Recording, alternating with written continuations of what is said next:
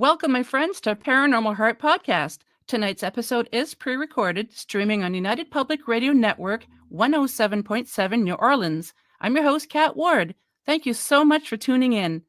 My special guests tonight are Justin and Erik of Paratruth Reborn. For those of you who've listened to the show before, you'll probably recognize Justin and Erik of Paratruth Radio. They took a little hiatus and have since rebranded.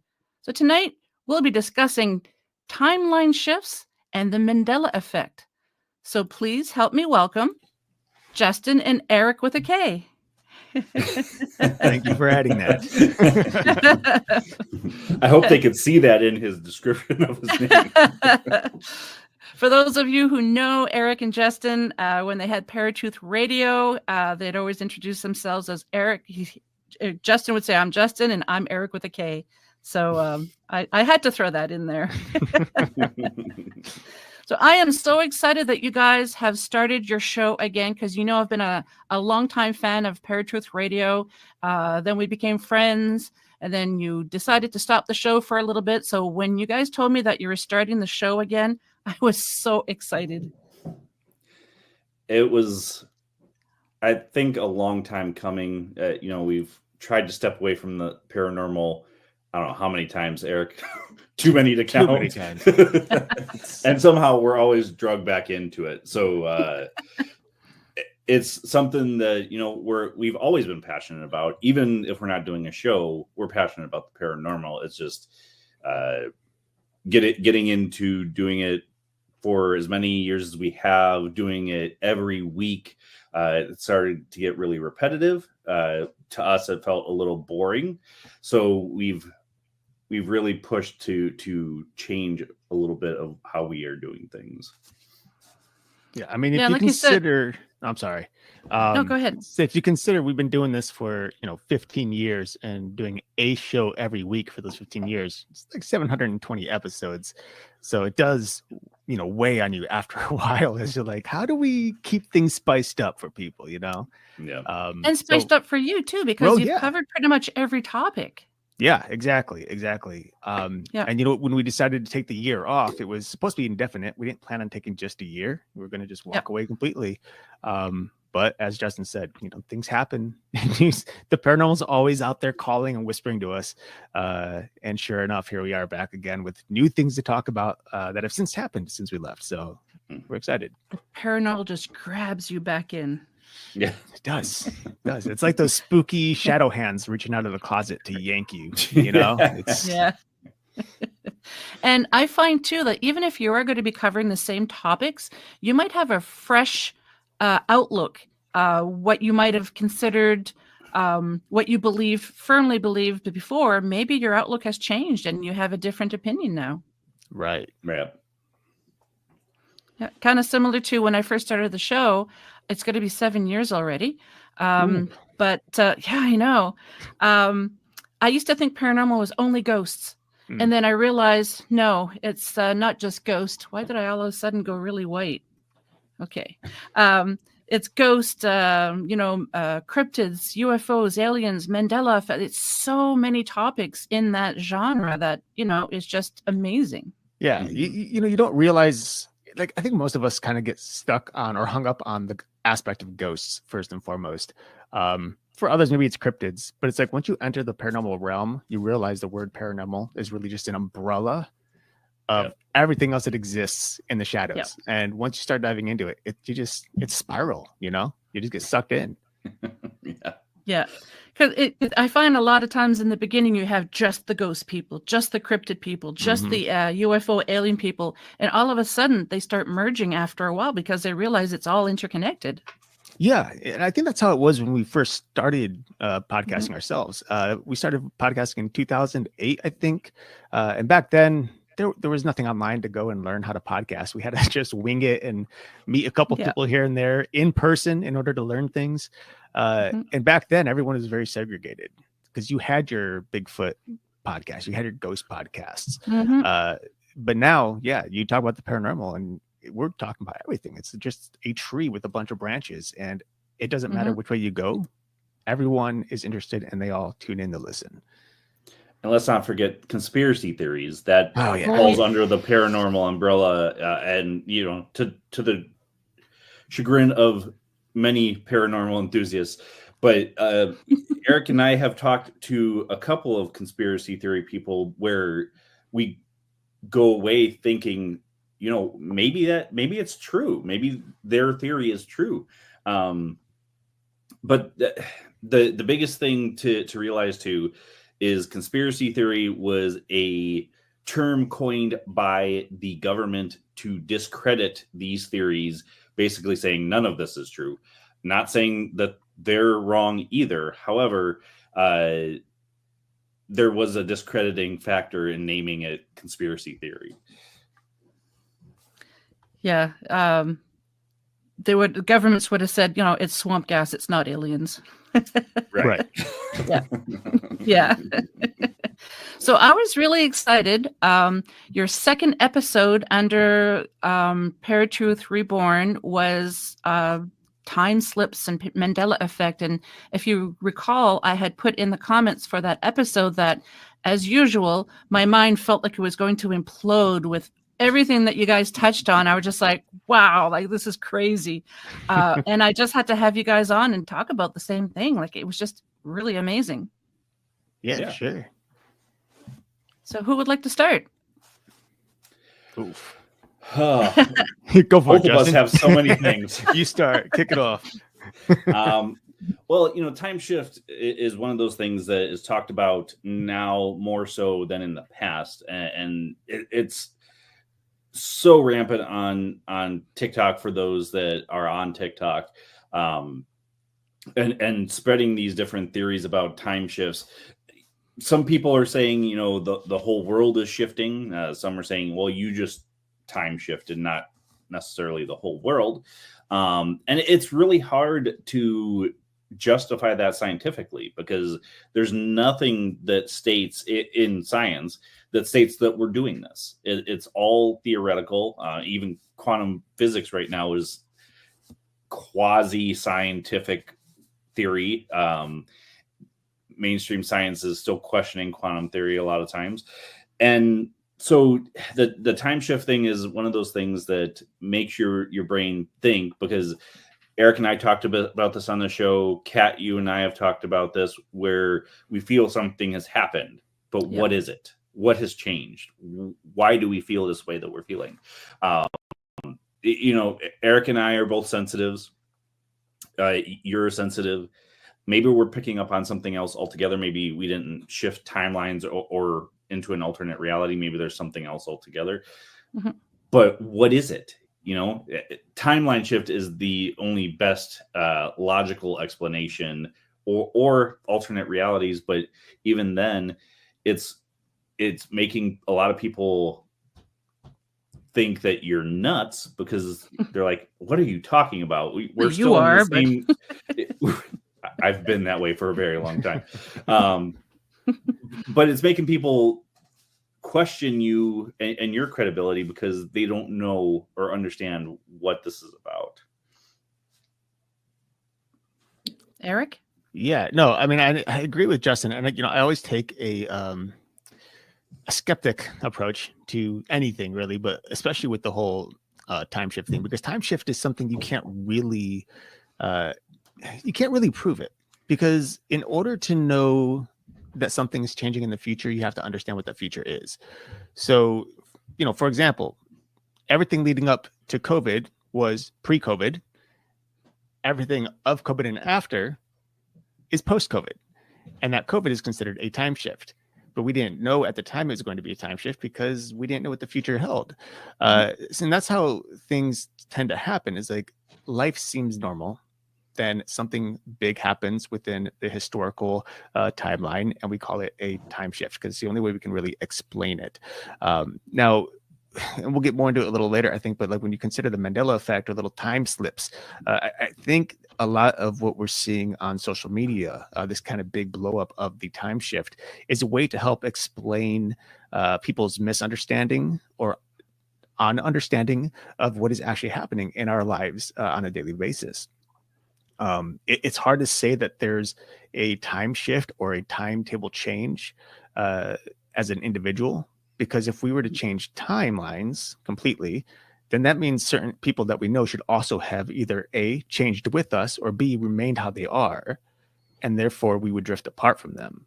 But instead, our relationships tend to remain on track. So how can that be a time shift if not everything's shifting with it, right? And I think there's people who say, well, you can time shift just as an individual, you can grow. And again, that's something that, as we'd said on our podcast last week, that can be done easily just by simply going out and getting a new job, or getting married, or getting a new car. You're changing your future based on your choices now. And that will shift the quote unquote timeline to something than what was predestined originally before, say, getting married. Well, I will counter that with this. The only way to really see something in a timeline shift as far as relationships is concerned is if a relationship takes a complete 180, and the day before you had this great relationship, and then the next day all of a sudden that person isn't talking to you anymore for no in particular reason other than they don't want to talk to you anymore. Yes, their opinions can change. However, if the relationship is 100% on track, and then all of a sudden the next day, like, what changed in that person's mind all of a sudden?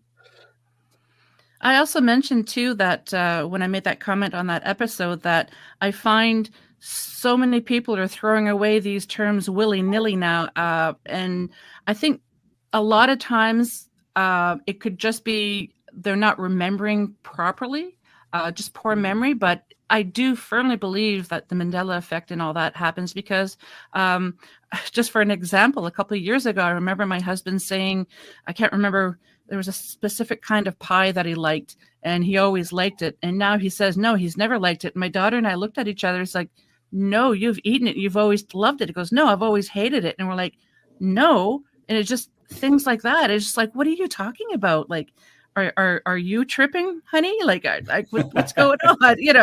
But he's like, no, I never liked it. So it's funny how you could have somebody even in your family where you have like some remember something one way, and then somebody else is like, no, it's not even like that.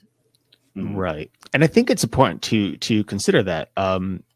It's one thing if you yourself remember a certain event a certain way, but nobody else does. Then it's like, okay, did I misinterpret it? Did I misremember it? Whatever.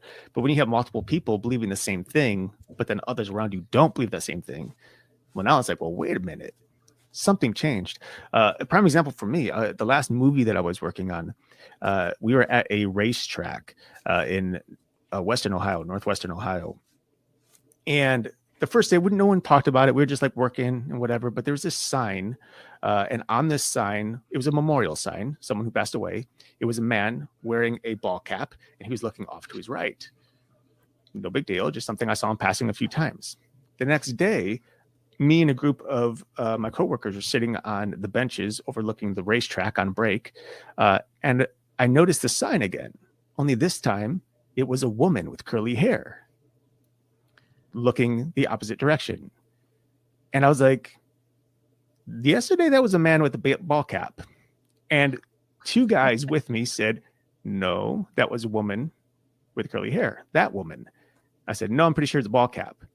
And they tried to argue with me. And then one of my other friends who were standing with us, like, he walked up, he said, what's you guys talking about? Told him, he's like, looked at it. He said, dude, that was definitely a guy with a ball cap yesterday. So it was 2 versus 2. Two of us saw a ball cap guy, and the other two only saw this woman with curly hairs. And what happened? Who's right? Who's wrong? So it's one of those events where it's like, what is that a Mandela effect? What changed? Did a timeline change? Did it shift? And something got messed up? We don't know, but it's definitely a curious thing. And I've been half joking around with you guys the past few years that I say that what my memories are from Earth Prime. I'm not on Earth Prime anymore. I just kind of, and I say that to people around me too. It's like, oh, sorry, that must have been my Earth Prime memories, not my Earth Now memories. And some of them laugh and some of them look at me like, what? I still look at you like that no matter what you say. Oh, so. you always will. I'm so sorry for the people watching this. I can't seem to get the light. Okay. I think it's a glare off my screen, but I don't know. I do apologize if I seem too washed out. Cat's really just a ghost. You guys didn't know that. Yeah. The Mandela effect is probably something that goes back way further than what they're calling timeline shifts now. Mhm. The Mandela effect could be a side effect of a timeline shift. But again, try and prove that, of course. And if nobody is aware of what the Mandela effect is, it originated from when Nelson Mandela was in prison. There were people that remembered him dying in prison, and then all of a sudden he wasn't dead. He was freed from prison, and I believe became president of South Africa or one of the countries in Africa. Mm-hmm. And that's where this kind of all originated from. This had happened well before that, but that was one that really affected everybody because TV was a huge factor at that time and all of that. So there's been so many different ones that have come up, and we brought it up on our episode for the timeline shifts and the Mandela effects, of more recent ones that have kind of come to light. I definitely remember when he was released, and I looked to my family and I said, released? Did he not die in jail like many years ago? And some people said, yeah, I thought so too. And then other people were like, no, he never did. I'm just like, wait a minute. How do you guys remember that? I remember we were talking about it. I think it's probably 2012, 2013. I think we had first talked about the Mandela effect, and we both remember him dying in prison. So that's why it was a big deal for us. We did a show all on the Mandela effect because it was hot news at the time. Mm-hmm. Today's just a word that's thrown around a lot because there's a lot of things changing apparently. But it was definitely a huge surprise, and it was very it was riveting for us, and it was something we needed to talk about at the time. And who would have thought that such an event would trigger so many other events like it in the future, So, and we're talking, 12 or 10, 11, 12 years later. And here it is still just growing every day. Yeah. And it's fascinating because it seems to be a global topic now with the internet and how people can just talk right away around the world. So it seems to be a global topic too now. Well, the one that Erik and I had recently talked about before we recorded the show was Richard Simmons passing away. I remember him passing away years ago. And then to come to find out that he just passed away this year, I was like, what? And I've said that about a couple of different people. Like, I thought he was dead. Some of them I didn't know, of course, but some of them were like, no, I remember him dying a few years ago. What the hell is going on? Yeah, is it just memory loss or something, or is there really something going on? I do believe that, like I said earlier, that some people, maybe it's the memory thing, but I do believe that something strange is going on. I'll throw this out there real quick, only because I've heard of this theory too, is that there's false memories being, I don't know how you would word it, not necessarily implanted, but we have false memories, and the reality is kind of completely different. And it could be a mass hysteria thing. It could be all the things we've talked about right here. Who knows? Mm-hmm. Erik, what do you think about that? I mean, it's hard to say. I feel like a lot of these Mandela effects could be events in which, mind you, we're all very busy people. Like, people around the world are busy, constantly looking at their phones, constantly working, constantly talking. So to see something in passing, like maybe, since we're talking about Mandela specifically, we see somebody died who looked like Mandela, and maybe the word or the name sounded like Mandela, but it wasn't, but we thought it was. And so later on, when he actually gets released from prison, we're like, well, wait a minute. And therefore, it's just misinformation or misremembering, I should say. Mhm. We heard something wrong. We allowed our minds to fill in the gap. And then later on, we're proven otherwise. And we're confused because we're like, well, wait a second, something changed, when in reality it didn't. But again, that's just assumption. We're not talking about millions of people here who tend to witness Mandela effects. We're talking about high thousands of people. The majority of people, when they say like, Mandela was, released from prison, the majority of the world knew that. They knew he never died, but the small group believed otherwise. So it's hard to say. It's weird that there's thousands of people who would believe that. Was there a shift where a certain group of people shifted into a different timeline or a different Earth, a parallel universe, whatever? Or is it some sort of like mass hysteria that just happened by accident to reach a number of different people? Because really, people think us the same. There's one thing that I've been taught over and over and over again is that no one has no one has an original thought or an original idea. There's nothing that you can do or say that is new. Mm-hmm. The only difference is whether or not you proceed with that thing before somebody else does. Because we all have had ideas only to find out a week later, a year later, 2 years later that someone else did it. And you're like, dang it, why didn't I do that? Yeah. And it's because we all have a very similar, connections to each other, to the world, to the universe. And so our thought patterns are more or less alike. So it's very possible that just happens that thousands of people thought one thing while everybody else thought another. What was it, Justin, that you came up with that somebody else did too? I'm curious. So, have you ever heard of the Puppet Time Murders? No. It's a movie. Maybe I did. Yeah, it's a movie that came out, and I was naming my story Murder in Puppet Town.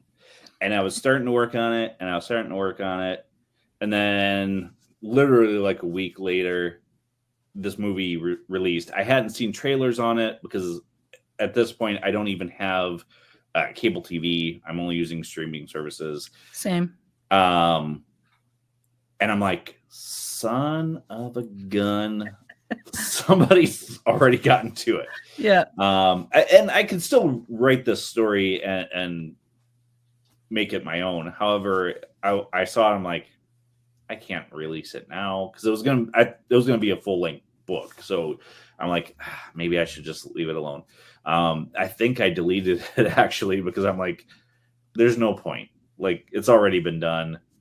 Literally almost exactly the same, because it was human detectives paired with puppet detectives, and puppets were getting murdered. And to Erik's point, apparently I was remembering Richard Simons, not Richard Simmons, passed away, and I heard Richard Simmons, I guess. Mm-hmm. Reasonable explanations, folks. Yes. Always got to debunk. I agree 100%. But Nelson Mandella, I definitely remember him just passing away in jail. Yes. So yeah, it's kind of funny. I don't think it falls under the category of Mandela effect, but I remember years ago when I was a teenager, I used to get these science magazines. So if it was 1980, yes, I'm dating myself, it was Science 80. If it was 1981, it would be Science 81, and so on and so forth. And in the beginning of the magazine, you'd have like little mini articles. And one of them was a cave in South America. There was a man and a woman, and during when they did the carbon dating, they were human like we are now, and they did the carbon dating and they lived during the dinosaur era. We've been taught in school that was not, like, we did not live in the same timeline as the dinosaurs. And then it said in the article, to be continued, they were going to be doing more about it. Every issue, I kept waiting and waiting and waiting, and they never talked about it. And I've been, even today, 2024, I still Google it to see what happened, if there was anything. I can't find anything. It was just so fascinating. It's just been it's been eating away at my sanity. So if anyone's watching or listening this episode and you remember that, please reach out to me to help me realize that I'm not as crazy as I'm starting to feel. Well, I'll tell you, like, I mean, maybe in the 1980s, that would have been huge news, Yeah. But today we have creationists, creation scientists, who have found studies and done carbon dating to see that there were humans that indeed lived with dinosaurs. And in fact, there have been a number of stone etchings in caves from thousands of years ago that show people riding dinosaur-looking things, like triceratops or something with a long neck. And of course, there have been various fossils found as well, such as human footprints alongside giant dinosaur footprints, something that would look like a stegosaurus. So the fact that there is, I think that's one of the cool things about living in today's time, is we have the scientific tools to kind of dig deeper into these things that back in the 90s, when I was growing up, we would not have been able to understand or known. Like carbon dating is been hugely successful in helping to prove timelines of our human history. And I think that's something that's just really cool, like so many, I think it's interesting that as time goes on, every year, something new is investigated that we have constantly been bombarded with in schools, told one thing, meant to believe one thing, whatever, only to be disproven later on. Say, oh, hey, remember all that stuff you learned about dinosaurs being millions and millions and millions years old? Turns out they're only thousands of years old, and they lived right here with us and died at some point. Whether it was a global catastrophe like an asteroid hitting or the ice age or whatever, somehow they died, and yet humans continued to live. And of course, there's this whole idea of evolution and microevolution, which is something I absolutely love to talk about. Justin and I did a show on microevolution a long time ago. It's called Evolution 2.0. It was based on a book. And it's this idea that evolution itself doesn't exist. Like mass evolution doesn't exist. So in other words, you, Justin, me, we didn't come from some sea creature that happened to learn to breathe on land and then sprout legs and walk away. Instead, there is microevolution in which there was a certain creature known as a humanoid. We'll just say humanoid in this case. There were certain fish, there were certain land animals, and we adapted, microevolved over time due to our surroundings. And there's actually an episode of Expedition Unknown in which Josh Gates delves into this idea of humanity and their existence, and how there were something like 10 or 12 different subspecies of human, leading right up through the Neanderthals and into what we are today. And he showed various scientific evidence and archaeological evidence that proved that these various subspecies of humanity split off in different directions as climate changed. And it was Homo sapiens who ended up surviving greater and longer than the Neanderthals. And so Neanderthals weren't really us. They were just another version of us that died off, while Homo sapiens were able to leave the oceans, go inland, find food and vegetation, and survive. While Neanderthals who lived on the coast lost out during the cold weather. They didn't have fish, they didn't have proper nutrition, and they died off. So things like that, I think, is really cool to think about. Like, oh, there's all these animals that supposedly didn't live with us, and yet every year there's new scientific evidence saying otherwise, and it kind of rewrites history for us.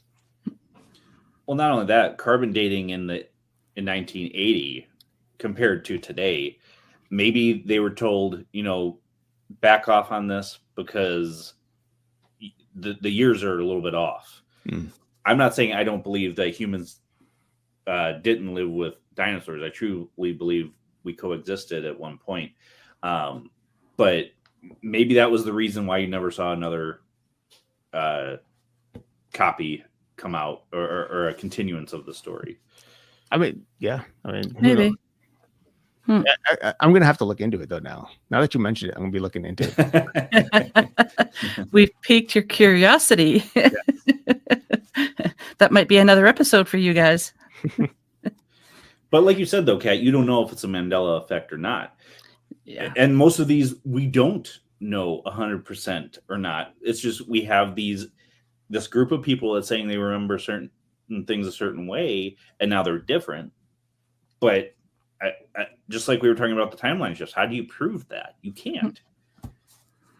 And was it a Mandela effect, or was it a conspiracy theory where they don't want us to know and they just put a kibosh on the story? Could be too. Yeah. Yeah.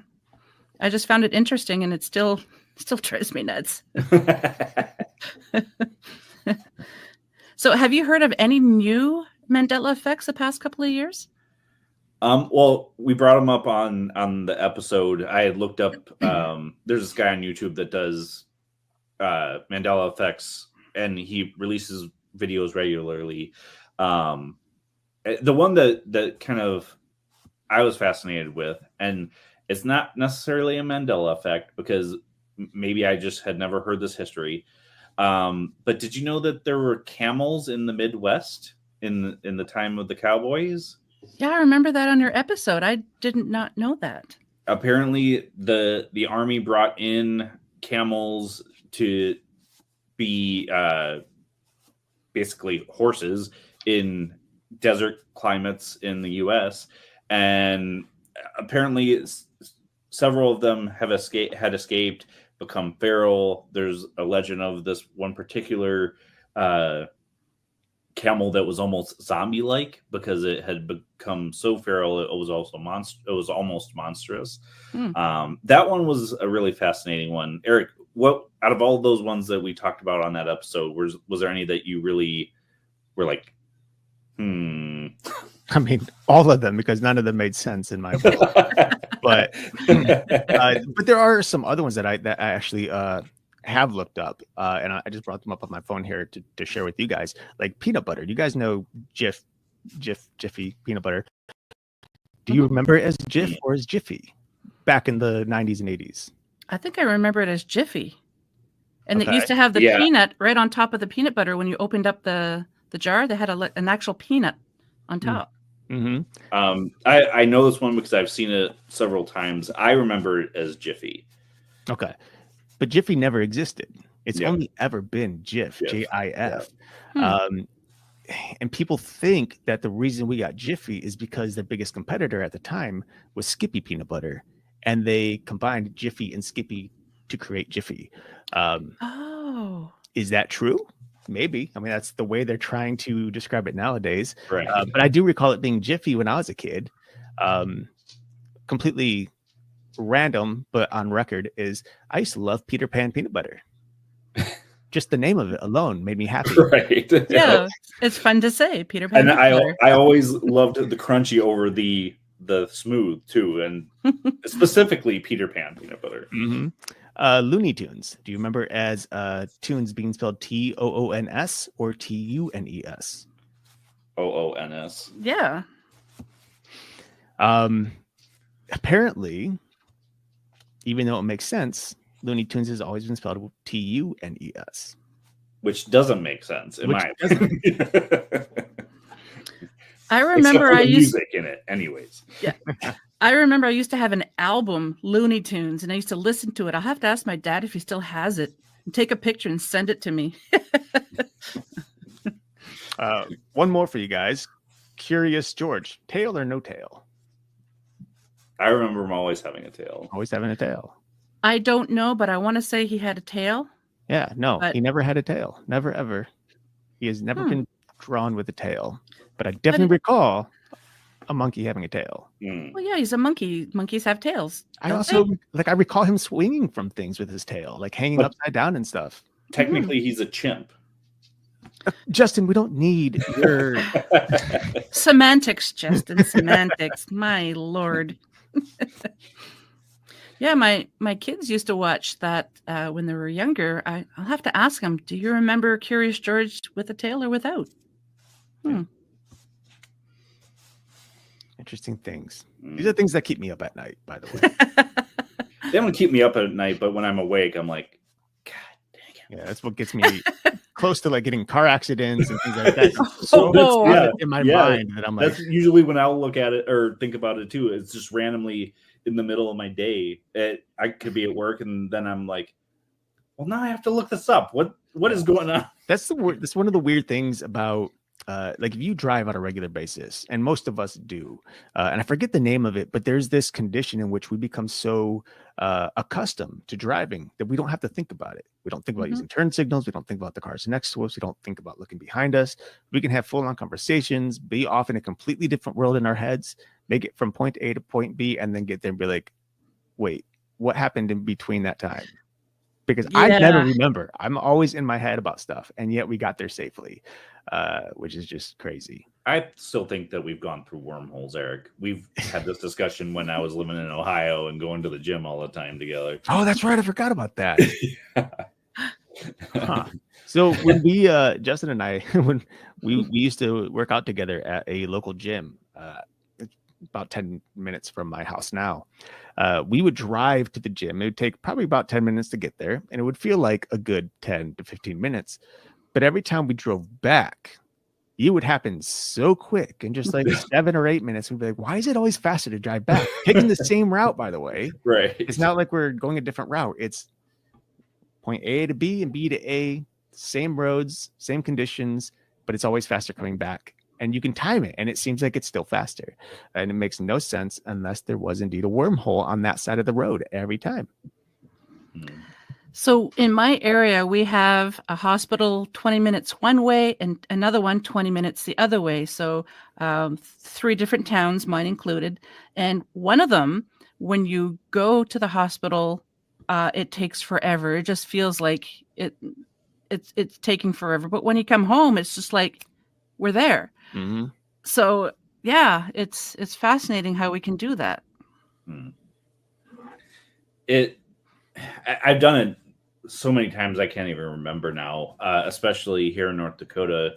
And I was driving back and forth to a small town because I was postmaster out there. There'd be multiple times that I'm like, I'd have to drag myself back. Like, stop doing that. You're going to get into an accident. And there's been multiple cases where that never happens because people are on autopilot, and it's like, how did you not remember the entire trip? How did you not crash and not remember the entire trip? Well, I think that's one of the things that's really cool, just from the human perspective, is like, you ever, you're holding something and you drop it, or something rolls off the table and you're able to quickly catch it, and you're like, how did I get there so fast, or catch that before it fell, or how did I brake so quick when I wasn't even paying attention? And it's like, it's hard to understand or realize that when we're checked out mentally, our awareness, our body, everything else is still functioning on its own in its normal habitat. And so it's weird, but when you're not thinking about reacting, your body automatically does it. And so your reflexes are much faster because of instinct that kicks in, rather than our own primal idea to think. And that's what I think is really cool. When we can sit here and think about things, and we will fail over and over and over again. But as soon as you forget and just drop thinking and let instinct kick in, well, boom, you're catching things, you're moving fast, you're being aware of things that you don't even know you're aware of half the time. It's pretty cool. So is that really what's going on when we have these time slips or Mandella effects? Are we just mentally checked out? And, I mean, from someone who's, checked out pretty much 95% of the time here on my end, it's very possible. That 5% that I recall is like, but it's, it's a hard call. Like, again, it's all theoretical. I think the one thing that I think is happening on social media is that they're using the term time slip or time shift as a way to generate views and get more reactions to blow up their, in this case, TikTok. That's where it's most commonly found. TikTok. And so anything that happens, any little thing, like, hey, time shift, hey, time slip, oh, hey, Mandella effect, and they got click after click after click, and there's a lot of people very susceptible to those things, and they will react. And I think that's one thing that is very common, though, is a lot of people will react to things and believe things without considering the truth behind them or logically thinking about the things that are happening. I can't tell you how many times I get photos that show up on Facebook of people catching supposed ghosts on camera. It's like hundreds of people saying, yes, that's a ghost. It's a ghost. It's so scary. And I like look at it. I consider it. I even put it into my computer just to make sure. I'm like, that's just a tree, guys. That is a tree in the He middle also of the sends them to cemetery. Justin a lot of times. I always, and I won't even tell him. I'll just like, hey, what do you see here? Just to test him. Yeah. But it just amazes me, like how people are so quick to react to things they want to believe in without taking the time to actually truly justify whether or not they should believe in it. And I think that's kind of might be what's happening here with the whole time shift thing. It's people are missing time frames from their life because maybe they're checking out, like you said, Kat. We're so self-absorbed, and quite frankly, we are all very selfish. It's just the truth. As we become self-absorbed and we miss out on little things, or we hear things differently than what is being said, we misjudge things, we misunderstand things, and we start to create our own stories in our minds subconsciously, so that when something disrupts our normal thought patterns, our normal stories, or wants to conflict with our own opinions, well, now we're like, well, wait a minute, I remember it this way. Mhm. But it's like, do you though? Or did you just not listen or not hear it or not see it the way you thought you did? You know, But then you have those people who say that they've been abducted and they have missing time. I have been abducted. I am a strong believer that abductions happen. Okay. Oh, I do too. Yeah. Yes. Yeah. Yes. Eric, it was just your memory was wrong. Your memory. Maybe. Was it a little too much rum, Eric? Was like what? No, This was when he was a kid. I was little. I was a kid. Oh, I was a kid. Yeah, that's so why if I'm he a was believer. drinking rum, his parents have to be questioned. Yes, that's why I'm a believer. So this is something that's very vivid to this day. And there have been a lot of scary things that happen as a kid that are vivid, but this one is really scary. And there's not much to it whatsoever. I was just sleeping. No dreams, I don't think. All I recall is a bright white flash of light. And I woke up screaming bloody murder, calling for my parents, crying. My dad had to come in, comfort me, and then he had to lay down with me to help me fall back to sleep. But since that moment, I woke up, and here I am at 38 years old. So we're talking, I don't know, 30 years probably later. I'm like, I think there was an abduction that happened, because I don't know what happened. Like, I have no idea. All I remember is the flash, and somehow I associated it to either a bright light, maybe inside something, or a bright light flashing away from me after it like dropped me off back in the house. And there were no thunderstorms or anything that No you recall. thunderstorms, no, nothing that I recall. In fact, I remember even having the window open, because it happened in the house that I currently live in. My house has been owned by my family for 60 years. So, wow. A lot has happened in this house. And the room that I was in when I was a kid is one of my downstairs bedrooms. And there's a window that my bed was up against. And I remember I could always lay there and look out my window. And that night, if I'm not mistaken, the shades were open and the window was actually up. I think it was springtime, like late spring. So if it were raining, I would have had that down, because rain tends to come in through those windows a lot. So yeah, it was a clear night. There were stars, but for whatever reason, somehow, sometime while I was sleeping, there was this white flash of light, and it scared the bejesus out of me. Like, I was terrified. And to this day, yeah, I still stand by it. Like, nothing has been able to convince me otherwise. Has anything like that happened again in your life? No, nothing. I mean, nothing like that. Obviously a lot has happened in my life, the whole paranormal spectrum stuff, but no, nothing like that. Like, that was I've been through a lot of scary things, we'll say spiritually. But never have I woke up screaming like that. I've woken up in the middle of like praying and trying to banish a demon that was haunting me in my sleep. And that happened back in 2008. I went through a 3-month period of demonic oppression, where not only was I having nightmares and night terrors, but I was also seeing black masses and shadows in my room. They were touching me. They're laying on my bed. There was a disembodied growl on the side of my bed, as along with like what would sound like paw prints, like a dog's nails clicking the floor as it walks, but nothing there. There's a lot of things happening, and there was one night where I had this night terror. It was a combination. You know how dreams are; they kind of get weird. They're mixed with various elements. But I was over by my parents' house, and I walked to their backyard, and I showed up, like I appeared in my front yard of this house, which I did not live in at the time. In fact, my cousin, Justin's brother, had this house. He was living in it, renting it out from my parents. And I remember in my dream, when I got there, there were a bunch of police cars, ambulance, fire trucks, lights on, no sirens. Everybody was gone. Doors were left open. There was equipment on the ground. Next thing I know, I'm inside a house. Not this house, not my parents' house, just a house. I heard noises coming from upstairs, and then 2 cops showed up next to me. They both had their guns drawn. The one said, "I'll go up there," and they kind of held me back. The one went up the stairs. I remember him walking up to the right of the staircase, then across the little like overhang where it would cross into a room. Complete silence, and then gunshot. The other cop went up there, a second gunshot. I don't know what happened, but in my dream, I knew that they killed themselves. I started freaking out, and I turned around. And when I turned around, they're on the wall next to me, like right in front of me, looking at me, probably standing about 8 feet tall, was what I believed was the devil's shadow.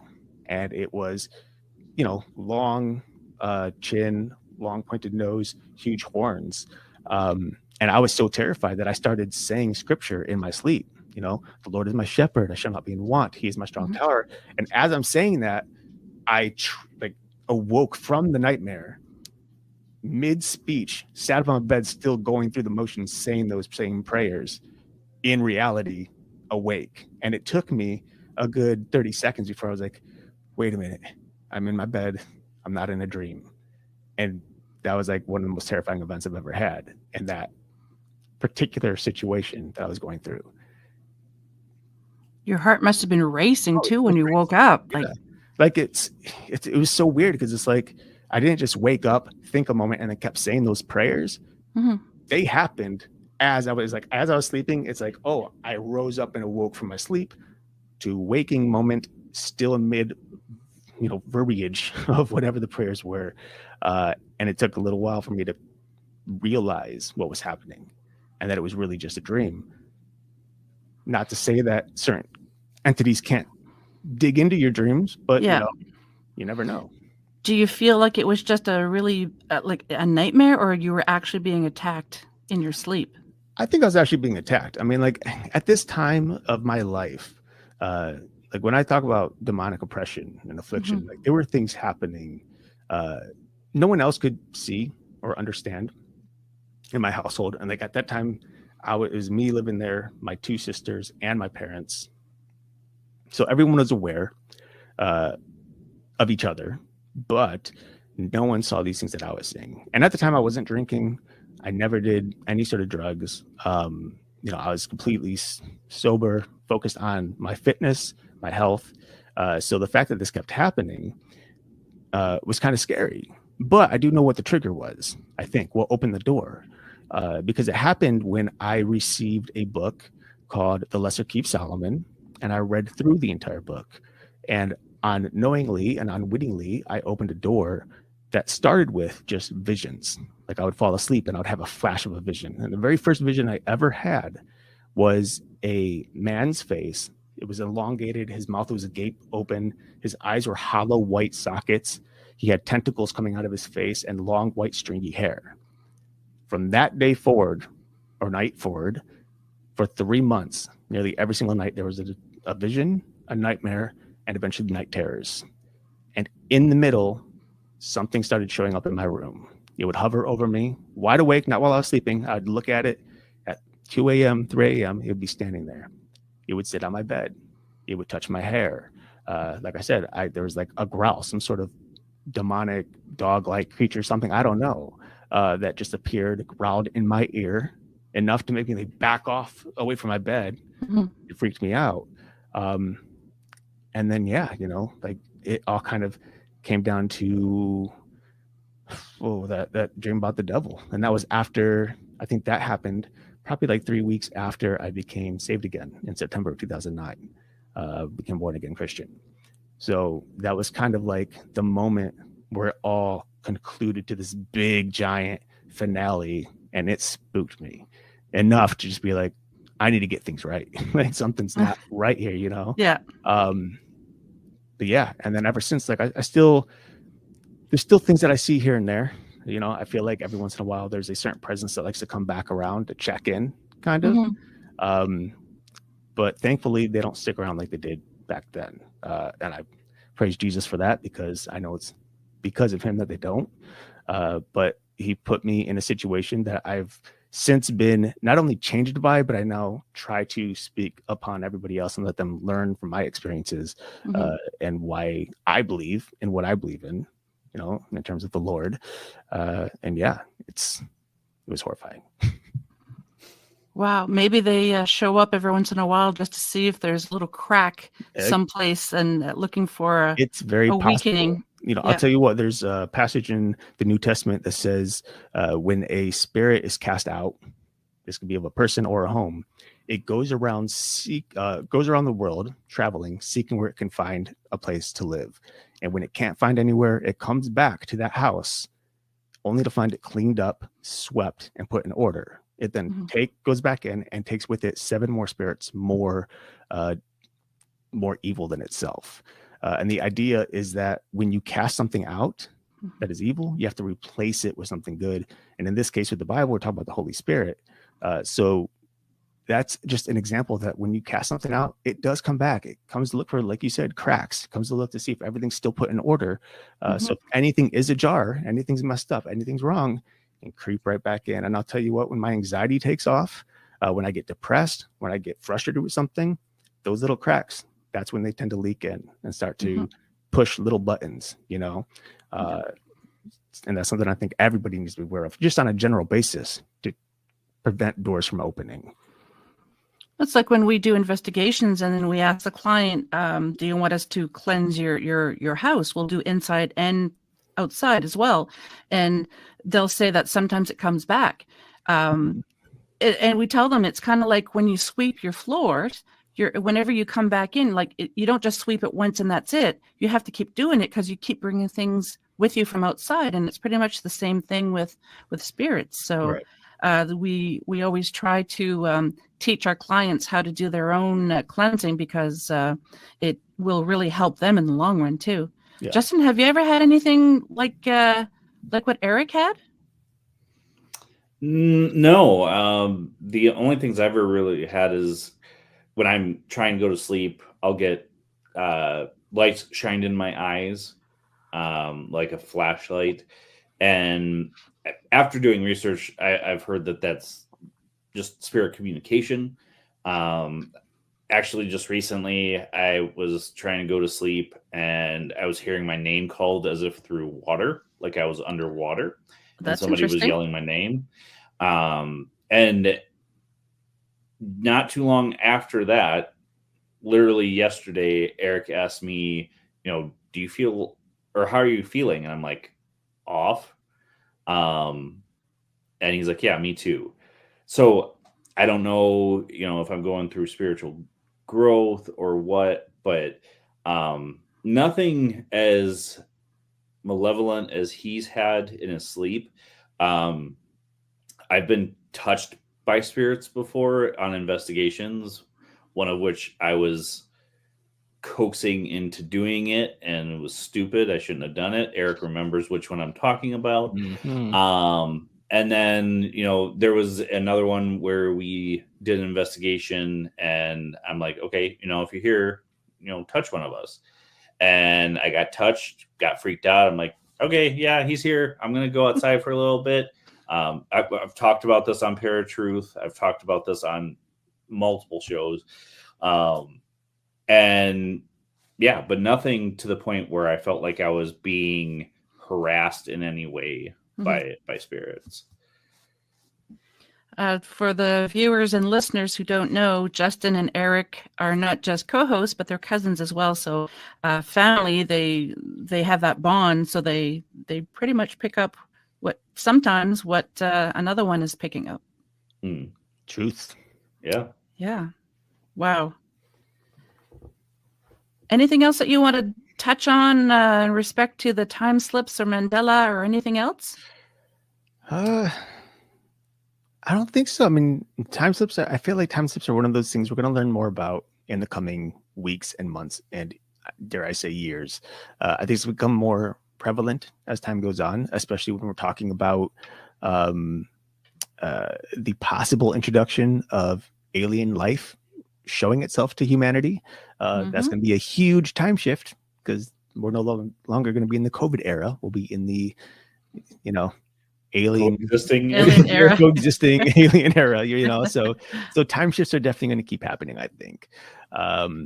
So I don't think it's anything we should necessarily just forget about and be like, oh, it's just a bunch of people who are silly and don't know any better. But instead, I think we should consider it and be like, maybe it's something maybe something's happening. Maybe we need to be aware of it. Don't obsess over it, but be aware of it so that if something does happen and the shift happens, then we're prepared to some extent. Well said. Well, before we sign off, is there anything would you like to tell the listeners and viewers where they can find you? Yeah, we're on all social medias. We're on all podcatching platforms. You can visit paratruth.com, where all of the episodes are uploaded as well, our past and our rebranded versions. And most of our audio shows go out on YouTube as well. And if you're a writer, check out Right in the Pickle Barrel, which is another podcast of ours. And stay tuned because there is another podcast coming from Erik and Justin very, very soon. And I do want to add one more on top of what he just did. For me, it's very difficult to remember certain sites and links and all that. So all you have to do is Google Paratruth and we'll pop up at the very top. So nice and simple. Yes.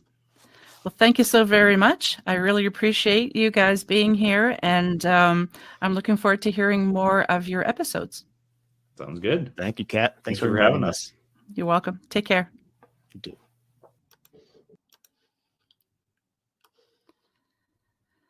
Well, thank you to my very special guest tonight and UPRN 107.7 New Orleans. Remember, if you enjoyed the show, please like, share, and subscribe. And to be a guest on the show, or if you just want to say hello, drop me an email at paranormalheart13@gmail.com. Much love to you all. Take care.